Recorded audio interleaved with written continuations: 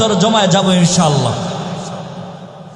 عن ابن عباس رضي الله تعالى عنه قال قال رسول الله صلى الله عليه وسلم إذا ظهر الزنا والربا في قرية فقد أحلوا بأنفسهم عذاب الله زره زره সবাই বলেন না নাউযু বিল্লাহ।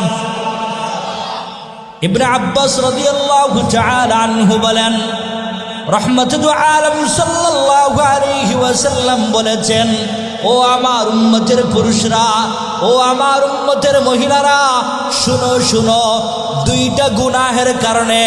কয়টা? সবাই একটু দেখান না, কয়টা? সবাই দেখান, কয়টা? দুইটা গুনাহের কারণে, দুইটা গুনাহ।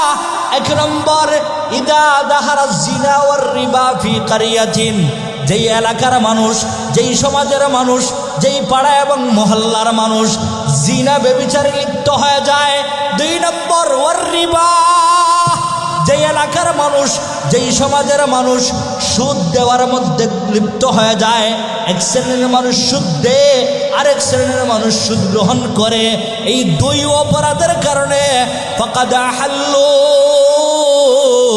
বিআনফুসিহিম আযাবাল্লাহ, আল্লাহর পক্ষ থেকে তাদের উপরে আযাব আসে। নাউযুবিল্লাহ বলবেন না। কয়টা গুনার কারণে দেখান না, কয়টা গুনার কারণে?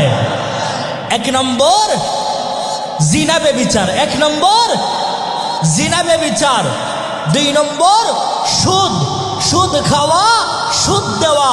আর জিনা ব্যভিচারের কারণে প্রত্যেক এলাকায়, প্রত্যেক সমাজে, প্রত্যেক পাড়ায়, প্রত্যেক মহল্লায় আল্লাহর পক্ষ থেকে আযাব আসে।